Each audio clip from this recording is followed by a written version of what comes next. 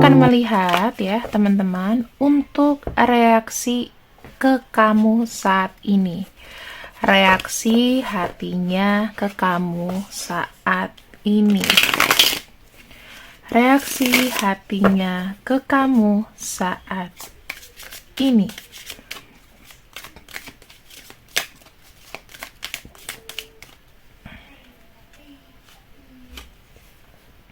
Ada kartu Ace of Pentacles ya, teman-teman. Di sini artinya dia ini adalah seseorang yang sedang membutuhkan kepastian. Aku ngelihatnya dia sedang berhati-hati juga untuk berencana ya. Ace of Pentacles itu memegang sebuah rencana yang matang ya terhadap dirimu. Yang kedua, di sini The Hermit. Dia akan menggunakan rencana tersebut apabila memang sudah ada waktunya atau tepat waktunya. Di sini ada sesuatu yang ingin dilakukan atau dikatakan padamu. Kartu The Hermit itu menunggu, ya, menunggu sampai dia benar-benar merasa dewasa dan berasa mampu untuk jalan. Karena di sini dia tuh harus meyakinkan hatinya dulu. Jangan sampai dia datang ke kamu nanti jatuh-jatuhnya hanya untuk sementara. Jadi dia lagi menyembuhkan sikap pelin-pelannya dulu. Oke, dia tidak bisa berani berkomitmen kalau dari dirinya sendiri belum bisa berkomitmen untuk stay lebih lama dengan kamu, ya, atau stay selamanya. Begitu dia datang, dia harus siap berkomitmen.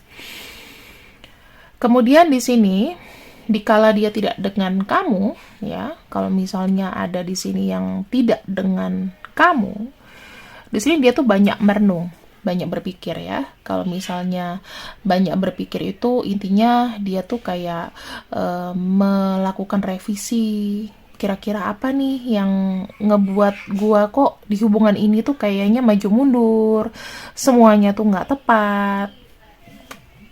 Dan ada kartu Death.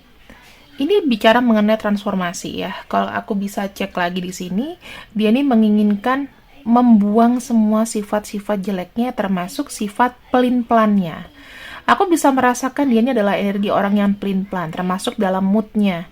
Itu yang membuat dia itu katanya aku lebih baik sendiri karena nggak semua orang itu bisa kenal dan bisa tahu aku. Untuk itu bagaimana aku bisa diterima untuk semua orang termasuk dengan dirimu, ya aku harus merubah diriku. Bukan orang lain itu yang harus berubah untukku, tapi aku yang harus berubah untuk diriku. Oke, kita lihat di sini ya, energinya ini masih The Hangman. Tapi kamu jangan khawatir teman-teman. Sifat menundanya dia ini bukan karena dia mengacuhkan dirimu. Bukan nanti ke depannya dia tidak ada rencana buat kamu. Di sini sudah aku prediksi dia punya rencana, tapi energi sekarang ini menunggu. Ibarat dia kayak kelelawar. Dia harus menunggu malam hari dulu baru keluar. Begitu. Contohnya. Ya, jadi kalau aku bisa cek, kalian nggak usah terlalu overthinking dulu. Wah, dia nggak mau sama aku nih. Dia sekarang lebih banyak diamnya. Dia lebih fokus sama diri sendiri. Never mind, nggak apa-apa. Gitu. Biarkan dia berproses. Yang dia butuhkan di sini adalah berproses. Karena kalau tidak berproses, tidak pakem, dia di sini akan pelin-pelan. Kamu mau dia datang ke kamu hanya untuk pelin-pelan doang, hanya untuk ada perlunya doang.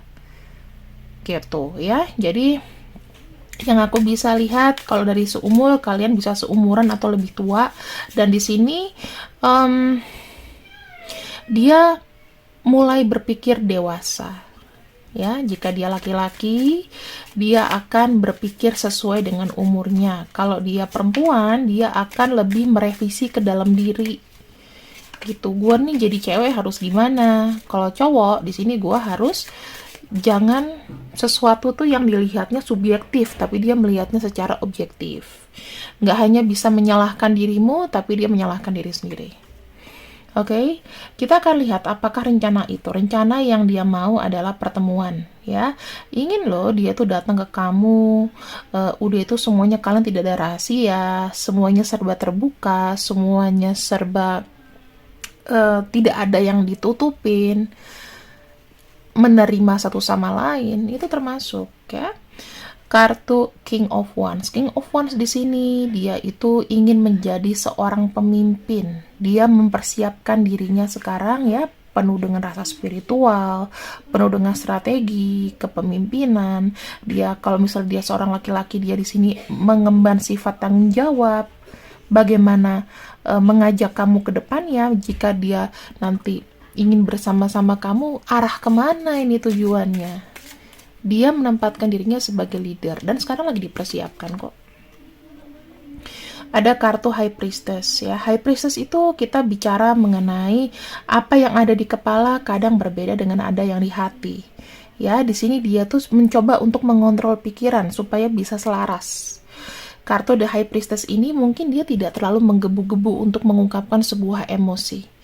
Tapi di sini dia akan lebih banyak diam, lebih banyak mengontrol, lebih banyak belajar ya, memahami segala macam situasi dan tanpa banyak tanpa banyak komen. Ada kartu The Lovers di sini. Kadang-kadang begini ya, dia tuh harus belajar banyak mengalah.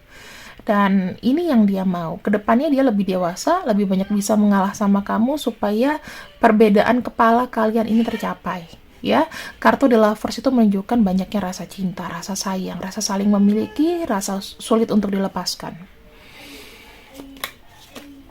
Di sini ada kartu Eight of Swords ya.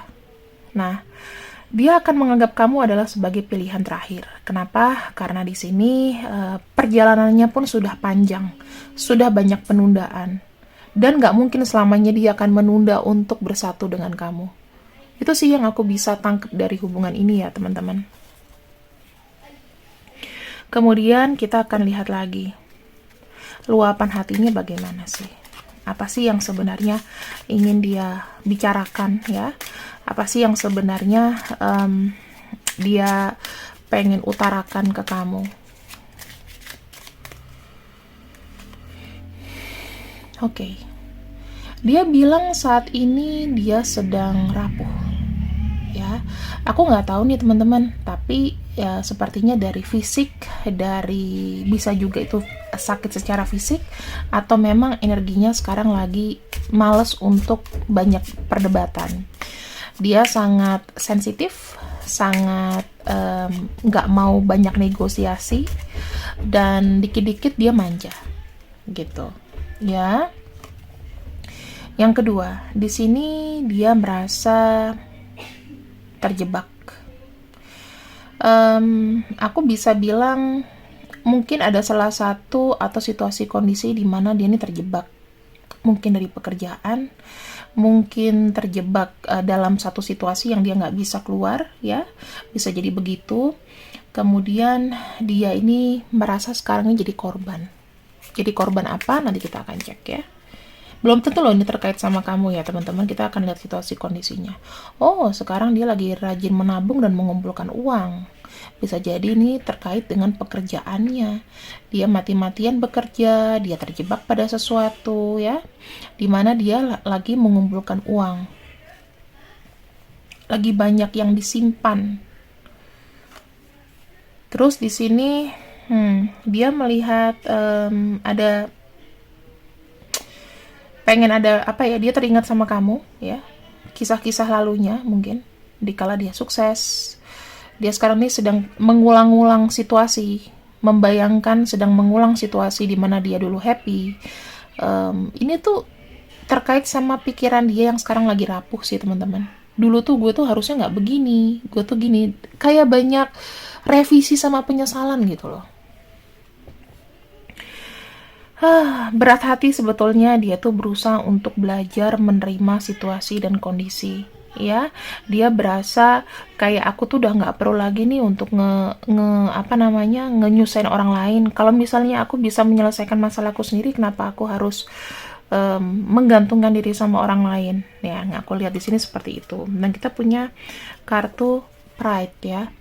Orang ini mungkin aku bisa bilang sekalipun dia susah, sekalipun dia butuh, dia tuh kayak agak sungkan untuk minta bantuan ke orang lain. Kita akan lihat dulu di sini ya teman-teman interpretasinya ya. Sakitnya ini bagaimana? Ada illness. Ini sih lebih kepada sakit perasaan aku lihatnya ya. Tapi dia nggak bisa berbuat apa-apa dengan itu. Karena di sini memang dia terjebak dari apa? Bisnis. Aku lihatnya ya, mungkin ada terjebak dari pekerjaan, bisnis, orang menaruhkan sesuatu, ternyata tidak sesuai dengan ekspektasi. Di mana simpanan uangnya di sini itu diputer, ya. Mungkin ada yang tertipu bisnis, mungkin ada yang tertipu dari pekerjaan, ada yang nawarin ini itu tapi nggak sesuai dengan ekspektasi. Jadi capek, sakit, ngereges badannya. Ada kartu Six of Wands, dia melihat pada masa lalu dia ini banyak banget ditolong sama orang. Ya, sekarang kok kayaknya aku tuh harus sendiri gitu. Aku udah kebanyakan dibantu. Mungkin kamu adalah salah satu orang yang banyak ngebantu dia, banyak yang mensupport dia, tapi dia tuh apa ya, dengan keputusannya sendiri, dengan sok taunya dia, ya dia terjebak pada situasi ini dan orang mungkin udah males kayak ngebantuin dia gitu. Dan sini ada kartu Pride ya. Ya, bagusnya orang ini tuh masih ada daya tahan ya teman-teman. Jadi ya dia tetap ada namanya sifat gengsi besar-besaran, sekalipun yang kamu tahu mungkin dia butuh banget kamu bantu, tetapi mungkin dia lagi nggak ngomong sekarang gitu ya. Inilah yang menjadi luapannya. Kamu sama dia itu ibaratnya sama-sama paham situasinya dia seperti apa, dia juga paham situasi kamu. Kalau kamu tanya apakah pekerjaan dengan cinta lebih besar mana, aku bilang sama pentingnya. Aku melihat dari sisi keuangan juga di sini dia lagi gila-gilaan nabung.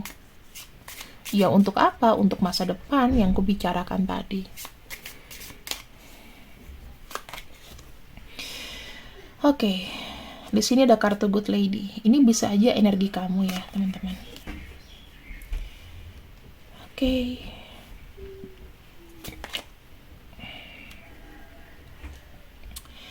Aku lihat di sini teman-teman, dia itu sebetulnya dikelilingi juga sama orang yang baik, orang yang misalnya dia punya circle, aku lihat ya ada ya orang penting gitu. Sorry ya teman-teman, itu anakku lagi, biasalah. Aku ngelihatnya di sini dia berpikir, ada nggak sih kira-kira ada orang yang mungkin mau membantu dia dari sisi investasi, ya, sehingga dia bisa happy, sehingga dia bisa mendapatkan apa yang sebetulnya dia butuhkan di sini. Kalau aku bilang dia benar-benar berpikir bahwa kebaikan kamu dengan bantuan orang, ya, bantuan orang yang misalnya rela burn money, memberikan modal sama dia, itu bisa memberikan kemajuan di hidupnya dia, ya, termasuk sukses dalam hidup dan sukses dalam cinta. Karena orang ini yang aku pikirkan adalah seperti yang aku bilang pada video-video sebelumnya, kamu terhubung dengan seseorang yang mungkin sangat mempertimbangkan keuangan, ya, money mindset dia. Jadi uang itu dan kebahagiaan itu bisa dibeli dikarenakan satu, kita nih kaya. Yang kedua, kita nih sukses, kita nih baik. Tiga prospek itu secara pikiran akan membahagiakan kamu. Dan kamu di sini bisa membahagiakan sekeliling kamu, kamu bisa membahagiakan cinta kamu. Ini dalam pikirannya ya, yang aku bisa lihat. Jadi tidak bukan berarti dia oke, aku memberikan kamu cinta tapi aku mau kondo. Dia nggak begitu. Realistis, cukup realistis. Sekarang kita akan masuk ke dalam pikiran alam bawah sadarnya, apa yang menjadi jeritan hatinya ya. Jadi kamu harus tahu nih menempatkan posisi dia seperti apa. Dia bukan berarti orang yang harus kamu ngomongin masalah cinta dulu, ya. Di sini kalau misalnya dia mendekati seseorang dan tidak ada kemajuan buat dia bisa loh kehilangan minat dan meninggalkan orang tersebut atau meninggalkan kamu. Kalau kamu di sini dirasa tidak bisa mengimbangi atau kamu tidak mengerti bahwa kondisi dia seperti ini, dia bisa untuk diamin kamu. Di sini dia tuh pikiran dia adalah sedang bersedih, sedang berduka, sedang banyak pesimisnya. Mungkin dia melihat kamu gini. Aku bisa melihat sih, apakah orang ini pernah punya pikiran menikah demi sebuah kenyamanan hidup.